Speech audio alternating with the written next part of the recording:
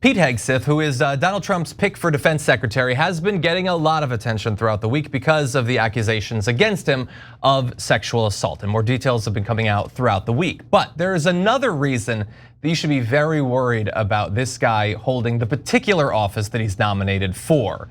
He wrote in his book, American Crusade, back in 2020, that he could imagine a situation in which the military needs to use deadly violence against the American people. He wrote that in the event of a Democratic election victory in the US, there would be a, quote, national divorce in which, quote, the military and police, both bastions of freedom-loving patriots, will be forced to make a choice and, quote, yes, there will be some form of civil war.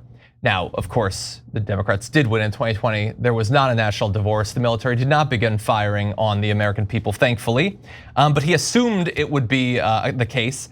Now, he did at least say it's a horrific scenario. Right-wingers don't always add that when they fantasize about a civil war. And says nobody wants that, but it would be difficult to avoid. I disagree. I think there are a few things easier than not splitting the country in two and killing people you disagree with. But he also went on in the book to say, so basically he was trying to advise and encourage conservatives to undertake a, quote, American crusade, literally the name of the book, to, quote, mock, humiliate, intimidate, and crush our leftist opponents, to, quote, attack first in response to a left he identifies with sedition, his word. And he writes that the book, quote, lays out the strategy we must employ in order to defeat America's internal enemies. And that sort of language he just uses constantly throughout the book. He describes leftists, progressives, and Democrats as enemies of freedom, the US Constitution, and America, and counts Israel among the international allies who can help defeat such domestic enemies. So enemies, domestic enemies, the enemy from within, all of that stuff. He goes on to say- Hold on, before you go any further, we've got to pause there. Did you catch what he just said? That we should use Israel to defeat enemies inside America. Yeah. What the hell does that mean? Is he gonna bring Israeli troops like the IDF inside America to arrest, I'm gonna guess, opponents of Israel, right? Like we don't need their help in arresting, like if we found a local terrorist, do we need to bring the IDF in to arrest the terrorist? I don't think he's talking about arresting, Jake. Yeah. So what is this lunatic? I genuinely believe this guy's a lunatic. What is he talking about? You're gonna bring the IDF on American soil to do what? To do what to the left or to your enemies or to their enemies? Are they gonna round us up? Are they gonna arrest us? Are they gonna kill us? What do you want the Israeli military to do on American soil? And how in the world do you call yourself America first after writing this garbage, this trash about how a foreign government should come and arrest American citizens if we offend that foreign government? Yeah. Anyone who calls this America first just apparently doesn't understand the words America or first. Yeah, and by the way, how are you gonna call yourself the Secretary of Defense when you're promising preemptively to allow another country to invade and occupy our territory if that's what it takes to take out your political enemies? Oh, good news, we could all be Palestinians then. Okay, so I look forward to Israel occupying us if our Secretary of Defense turns the country over to them. I mean, guys, I didn't write this, and it's not like we're taking it out of context or playing with the words. The words are super clear. To use Israel inside America, that's insane. To target his enemies and protect, like it's mental. Yeah. If anyone said, oh, I'd like to maybe bring in the Saudi troops here to arrest Republicans I don't like, you'd be like, what? I find the right wing to be enemies from within. That's why I invited the mullahs and the Ayatollah to come in and start rounding them up. Yeah. I mean, that person would have a 0% chance of getting to any post, but I'm afraid of talking about it too much, because if we start talking about that angle too much, the Democrats might vote yes for it. 100%, your name could end up on a list. I'm not 100% sure he can write, but if he could, you could be on a list. Yeah, look, I think the Proud Boys are really concerning. Patriot Front. So Canadian troops come in, wipe out our militias. Mexican troops, Venezuelan troops. How would anybody accept this in any circumstance other than the magic word Israel? Yeah. And so Israel can come in and run roughshod over our freedoms? And this guy thinks he's a patriot? He sounds like a piece of crap sellout to me. He goes on to say, the hour is late for America Certainly is feeling that way. Beyond political success, her fate relies on exercising the leftist specter dominating education, religion, and culture, a 360-degree holy war for the righteous cause of human freedom. So he's just a Christian fascist. That's all he is. I'm not like a nuanced one or sophisticated one. He seems like a dolt, but to the extent that he can understand the words that he's using, the concepts that he's invoking, he believes that Christianity and American might should be used to wipe out his political opposition. And by the way, it is not a coincidence that the people with the fewest neurons there to rub together find it so appealing to just kill everyone you disagree with. A guy whose job is literally in political communication and persuasion has so internalized the complete lack of ability that he and the right has to actually convince anyone of the superiority of their actual ideas, finds very appealing the idea that we just line up everyone we disagree with and gun them down. But anyway, we haven't even gotten into how much he hates democracy, which he literally says, which we're going to read to you verbatim. But I want to make another point. You mentioned holy war in there. He mentioned that, right?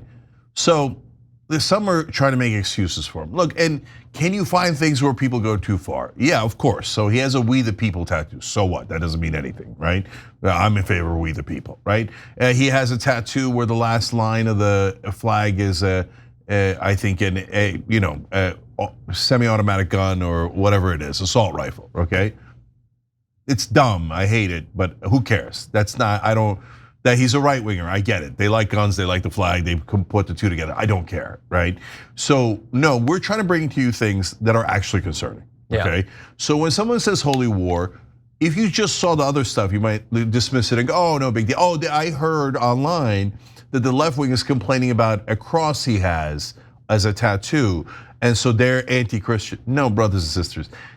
The cross is a crusader's cross. Okay, fine. You want to go back for a historical context, and you like, okay, I don't really care, right? But it has the crusader logo on it too. They're saying, okay, it's some Latin words that I'll find for you in a second.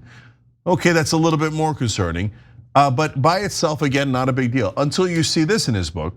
He said he has a chapter entitled "Make the Crusade Great Again."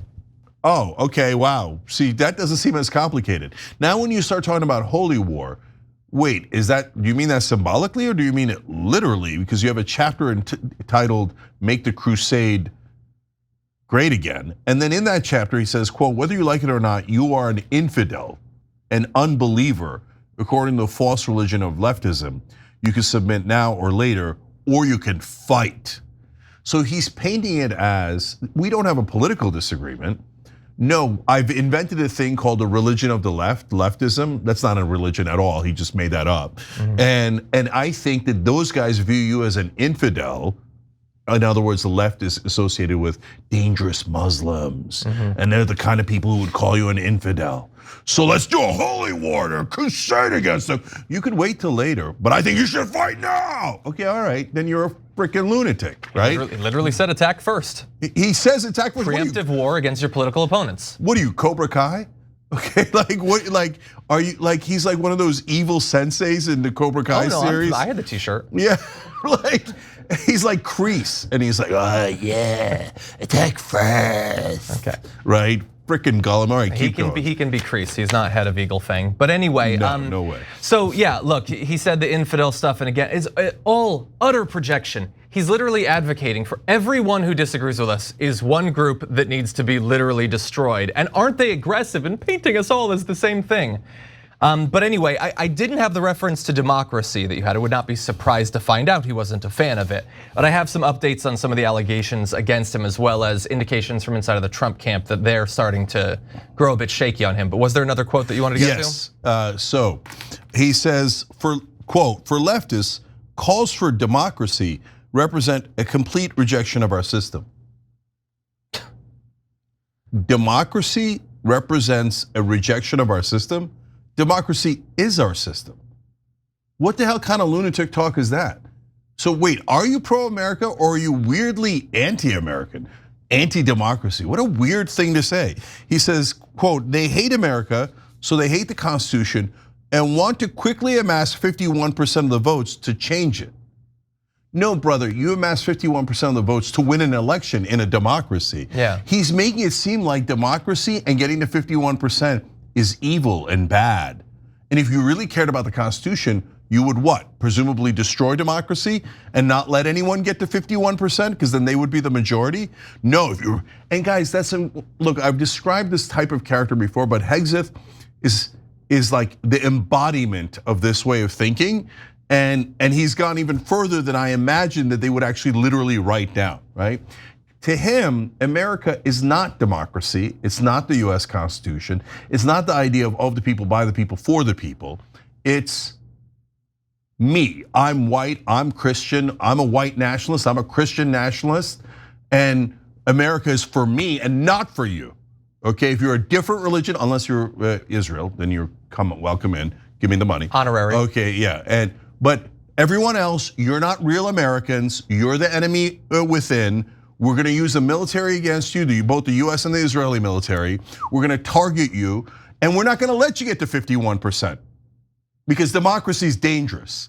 Because to us, America is those ideas. But you remember J.D. Vance's speech at the RNC? He said America is not an idea, it's land, okay? Because they want to say, it's the people who are here, the good white Christian nationalist folks who are here, okay? Not this stupid idea about democracy. Now, do you see why we were concerned about democracy? Because these kind of ghouls and goblins, and Trump picks him as potential Secretary of Defense. By the way, there's more, okay? He says, quote, irreconcilable differences between the left and the right in America, leading to perpetual conflict that cannot be resolved through the political process. So he literally doesn't believe in the political process or democracy or getting to 51% to win an election. He thinks America stands for violent militarism, where you do the crusades against anyone in his holy war that he thinks doesn't belong to his group. I'm not done, John, there's so many quotes from this book. This guy's a lunatic. He said, America will decline and die, a national divorce will ensue, outnumbered freedom lovers will fight back, okay? Always violence, violence, violence. Oh great, this guy's gonna be in charge of the biggest military the world has ever seen. He says, the military and the police, so you read that part. He says, see you on the battlefield. Together with God's help, we will save America. Deuce Vault. And Deuce Vault is the charge of the Crusaders. That's the slogan of the Crusaders. And also incredibly popular in recent years amongst some gamers and lots of proto-fascists. Yeah, and so, he's got another quote about cheating. Oh, here it is. He says, quote, the other side is stacked with enemies of freedom. So here we go again, repetitive, enemies of freedom. Although ironically, he argues against freedom. 100%. It's amazing. And then he says, quote, Republican legislatures should draw congressional lines that advantage pro-freedom candidates and screw Democrats.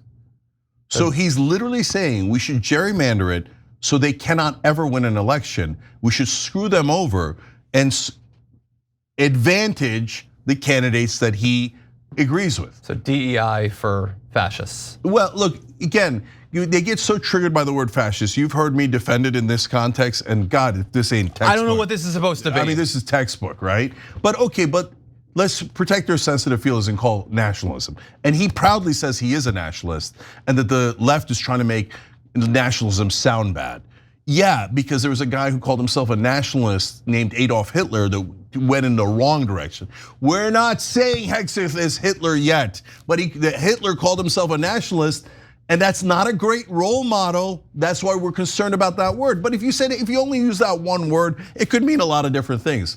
But when he says we should be Christian nationalists, we should do a holy war against everyone who disagrees with us, and we should use the military inside America, both US and Israel is military, and then target our political enemies, don't allow them to have democracy, redraw the line so they can't possibly win, even if they have a majority. Well, he's saying, why don't we just end America and make it a Christian nationalist nightmare? Oh, gee, I wonder why we're opposed to it. Yeah, he's arguably the worst person that could hold this position. I mean, if you're worried about the worst case scenario under a Donald Trump, him getting in, him being nominated at all is an indication that that is closer than we might think. And I love the idea that Democrats getting to 51% is unacceptable. They didn't even get to 50%. But they think they should be able to fundamentally remake what America is. And they want to gerrymander the House so they can never lose. They already have, the Electoral College already advantages them. They already have a massive advantage in the Senate just baked into the structure of it. And thanks to both of those things, they automatically have an advantage in choosing Supreme Court justices. The House might literally be the last thing that they haven't fully manipulated to their own benefit. And they're already a long way along that path because of the gerrymandering that already exists and that they will never fight against. It's madness. No, I know that most of the right-wing populace will never see any of this, right? Because right-wing media will tell them, oh, Hegseth's pro-America, man. Yeah, he's strong. He was in the military, man. Yeah, he's got a good Christian cross, man. Oh, he's so good, yeah, man. So right-wing media, you're gonna lie about this guy? This guy who hates democracy and literally wrote it down in his book? You're gonna lie about him, aren't you? You're gonna leave out all those facts, aren't you, right? So most of the right-wingers are never gonna find out this guy actually hates democracy. And so when you find out though, and he institutes what he is describing, you know what it sounds like, what he's describing? Literally it sounds like tyrannical government. Using the military to come in here, arrest your political enemies, and institute military rule and end democracy. That's the tyrannical government you were worried about. And your boy here, Pete Hegseth, is the one promising it to you. So if you hear this news, understand he is not on your side. He's on the side of whatever particular ludicrous religious beliefs he has. And by the way, if you think, oh, so what? I'm a Christian, I don't mind that. Yeah, what type of Christian are you? Because he's a different kind of Christian. Is it gonna be your kind that wins or his kind that wins? Do you know all of his crazy religious beliefs? Do they match yours? Are you sure that they match yours? Are you Presbyterian? Are you Episcopalian? Are you Southern Baptist? Do you know which of those he is, right? Or is he not gonna give a damn about any of that and just go, it's my holy war? Yeah. And I'll do whatever I like and I'll call it God's idea. Sure, brother. That's exactly how tyranny starts. Thanks for watching The Young Turks, really appreciate it. Another way to show support is through YouTube memberships. You'll get to interact with us more. There's live chat emojis, badges. You've got emojis of me, Anna, John, JR. So those are super fun. But you also get playback of our exclusive member-only shows and specials right after they air. So all of that, all you gotta do is click that join button right underneath the video. Thank you.